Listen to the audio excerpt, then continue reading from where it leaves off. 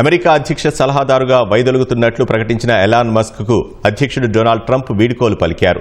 మే 30న dose విభాగాధిపతిగా తన పదవికి చివరి రోజు కావడంతో అధ్యక్షుడు ట్రంప్ కార్యాలయానికి ఎలాన్ మస్క్ వెళ్లారు. ఈ సందర్భంగా డోస్కు సేవలు అందించినందుకు గాను మస్క్కు బంగారు రంగుతో కూడిన తాళం చెవిని ట్రంప్ అందించారు. ప్రత్యేకమైన వ్యక్తులకే ఈ బహుమతి ఇస్తానని ట్రంప్ తెలిపారు. ఇది దేశం తరఫున అందిస్తున్నట్లు పేర్కొన్నారు.